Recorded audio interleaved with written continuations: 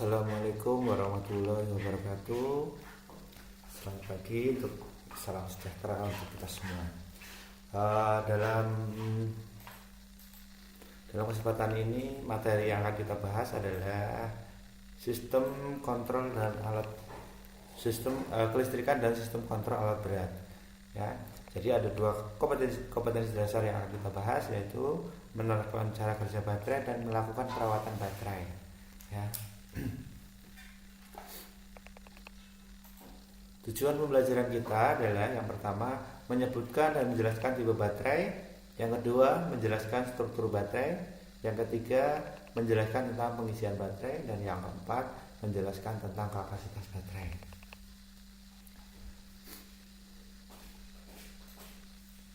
Baik, sebelum kita membahas mengenai fungsi baterai, apa sebenarnya baterai itu?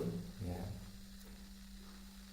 Apa bedanya dengan baterai dengan aki? Ya. Mungkin kalau di masyarakat ya, atau di luar ya, mungkin kita lebih mengenal atau lebih familiar tentang aki daripada baterai. Sebenarnya sama saja ya. Baterai itu mungkin bisa dikategorikan sebagai bahasa tekniknya ya, bahasa internasionalnya ya, baterai. Sedangkan aki mungkin ya bahasa lokal ya, bahasa kita, aki. Sebenarnya ya prinsipnya sama ya. Fungsinya juga sama. Fungsinya adalah untuk menyimpan arus atau tegangan ya. Terus bahannya juga sama, dia sama-sama menggunakan elektrolit ya. Mungkin konsentrasinya ada yang lebih kecil, lebih besar ya, atau jenis elektrolitnya itu ada yang gel, ada yang liquid ya, banyak ya. Yang penting intinya ya, dia menggunakan asam sulfat atau elektrolit H2SO4.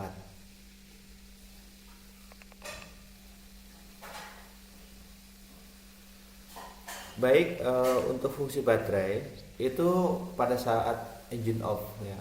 Kalau pada saat engine off itu berfungsi untuk menyediakan arus listrik ya.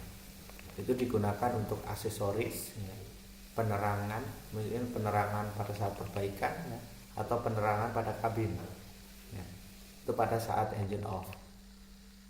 Jadi arus listrik itu disuplai dari baterai. Nah, pada saat engine start, berarti kalau engine start itu pada saat engine awal start, itu berfungsi untuk mensuplai listrik ke starting motor, sehingga starting motor itu berputar akan menggerakkan flywheel atau engine, sehingga engine akan running. Nah, mekanismenya seperti itu pada saat engine start. Terus yang ketiga, pada saat engine running, ini ya perlu diperhatikan, pada saat engine running, jadi fungsi baterai itu sepenuhnya adalah sebagai pengontrol ya, ya. Pada saat engine running itu juga ya, mesin itu menggerakkan alternator mengisi baterai, jadi berputar ya. Pada saat engine start, mesin itu membutuhkan listrik untuk menggerakkan motor starting. Nah, ketika engine itu sudah running, maka gantian engine itu mengisi baterai akibat kekosongan yang dipakai untuk menstarting tadi, mengisi ulang pada saat engine running.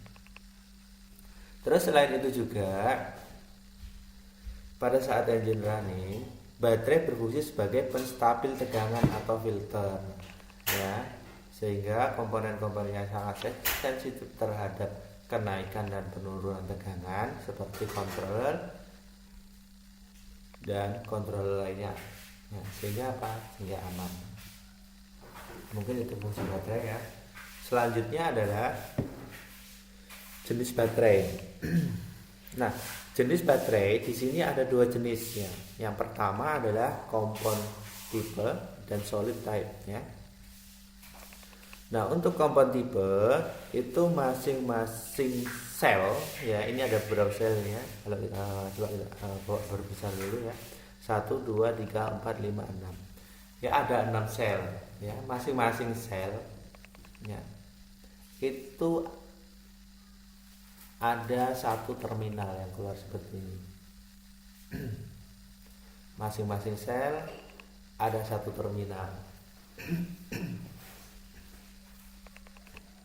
Nah, ini tipe kompon.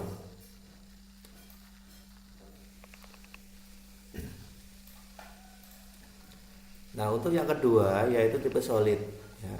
Nah, tipe solid sama, dia juga menggunakan sel. Misalkan dalam satu unit ini ada Bapak itu 1 2 3 4 5 6. Ada 6 sel, tetapi selnya itu sudah dihubungkan di dalam ya.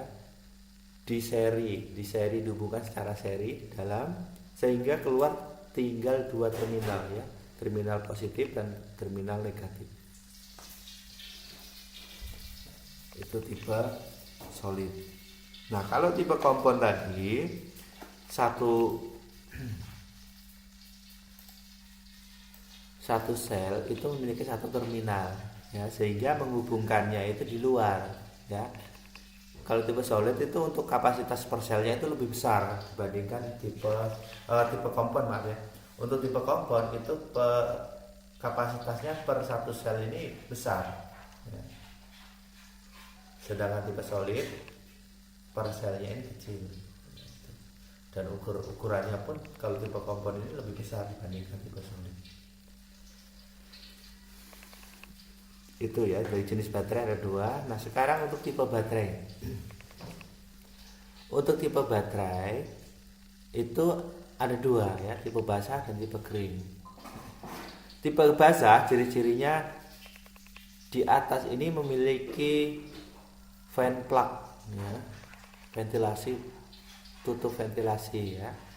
Jadi memiliki ventilasi. Selain untuk ventilasi, fungsinya adalah untuk menambahkan air aki ya, bukan elektrolit yang ditambahkan tapi air aki.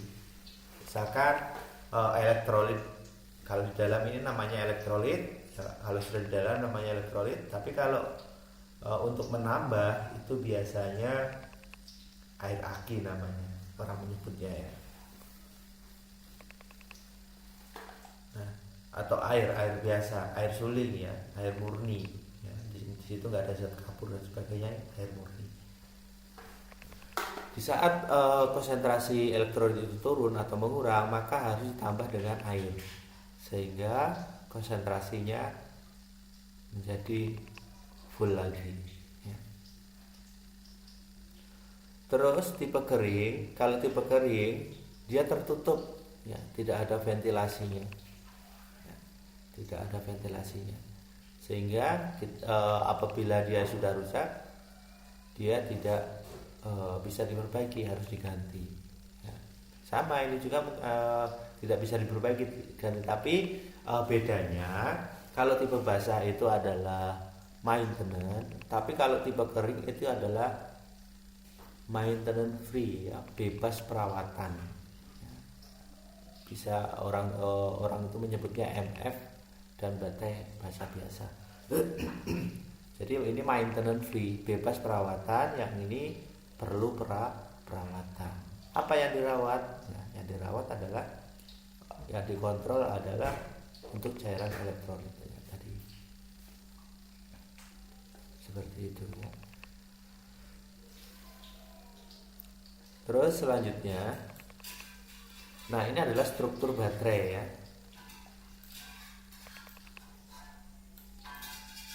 Nah, kalau kita lihat strukturnya ya, di dalam baterai itu terdapat banyak sel. Ada 6 sel ya.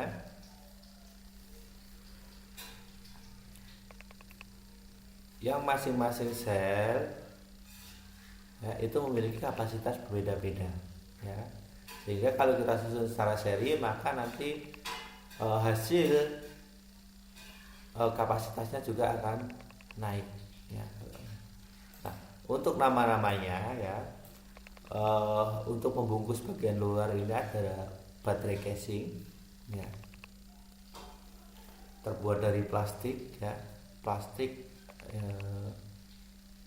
dengan grade yang bagus ya. Terus ada cell divider ya, penyekat antara sel ya, antara plat sel-sel ini ya, disekat oleh sel divider ya. Terus ada negatif plat ya, negatif yang bagian tengah ini.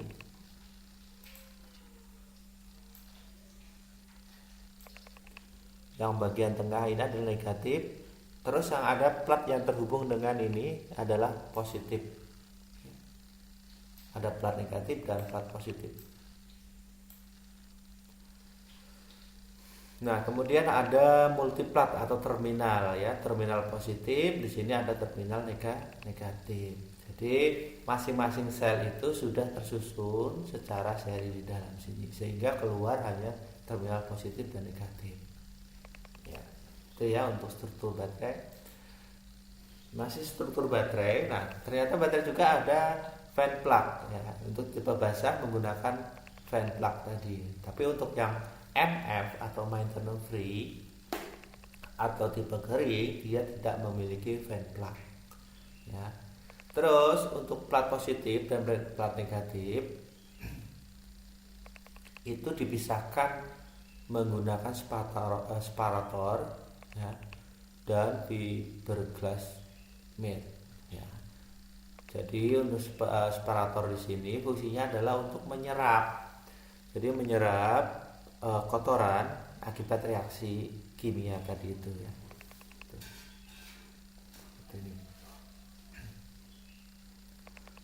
Nah, untuk selanjutnya yaitu mengenai elektrolit ya.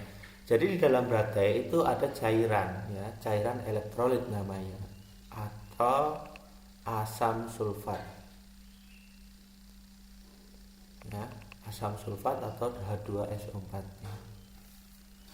Asam sulfat atau H2SO4. Jadi campuran antara air dan asam sulfat. Asam sulfat itu sendiri adalah SO4 ya, dan air sulingnya adalah H2O ya. Kalau kita gabungkan dengan konsentrasi adalah 36% asam dan 64% water, itu akan menjadi elektrolit ya, itu. Nah, saat elektrolit ini di dalam baterai, maka harus memiliki specific gravity ya, atau berat jenis ya. Berat jenis masing-masing zat itu berbeda ya. Misalkan air berat jenis 1,00, kalau asam sulfat ya, H2SO4 ini 1,280 untuk standar. Berarti kalau di bawah itu berarti perlu konsentrasi ya, perlu penambahan air ya. Jadi kalau misalkan kurang dari 1,280 berarti perlu penambahan air. Nah, selanjutnya yaitu mengenai kapasitas baterai. Nah, untuk kapasitas baterai di sini ada tabel sebagai acuan ya. Ada tabel sebagai acuan. Nah, berat jenis baterai akan turun pada saat baterai dipakai atau discharge namanya ya. Pada saat kondisi standar 20 derajat pada temperatur 20 derajat Celcius, bila berat jenis elektrolit itu turun mencapai 1,200, maka baterai harus diisi kembali atau charging. Jadi ada istilah discharge sama charging ya. Oke, cara membaca grafik di sini adalah, nah, di sini ada specific gravity atau berat jenis ya. Mungkin kita di SMP sudah belajar mengenai berat jenis ya. Atau di kelas 1 sudah Bapak ajarkan mengenai berat jenis juga ya. Jadi untuk specific gravity atau berat jenis untuk elektrolit itu standarnya ada 1,28 ya, dan paling rendah adalah 1,04. Nah, di sini ada 0 sampai 100. 0 sampai 100 ini adalah menandakan tingkat kekosongannya, bukan kapasitas baterai, tapi tingkat kekosongan baterai.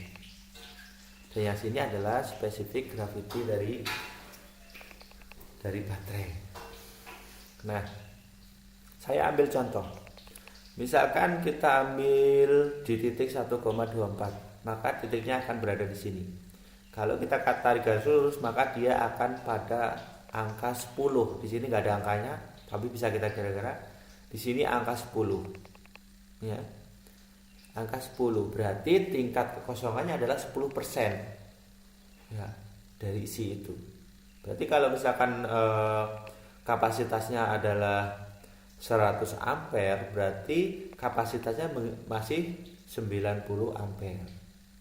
Ya, misalkan kapasitasnya 60 ampere, ya berarti 10% dari 60 itu berapa? Ya berarti 54 ampere. Tingkat kekosongannya. Berarti isinya masih 54 ampere ya. Atau 90%. 90%. Nah, kita ambil contoh yang kedua. 1,20, kita tarik garis lurus ke sini, garis samping. Maka dia akan berada di sini. Kita tarik sini akan ketemu angka 30.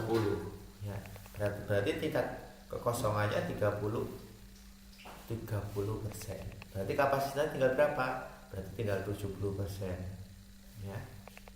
Seperti itu ya cara membacanya. Jadi di sini adalah tingkat kekosongan, bukan kapasitasnya, tapi tingkat kekosongannya. Mungkin itu dulu penjelasannya ya. Misalkan ada pertanyaan bisa langsung chat Bapak lewat WA ya. Demikian dulu pembelajaran dari Bapak.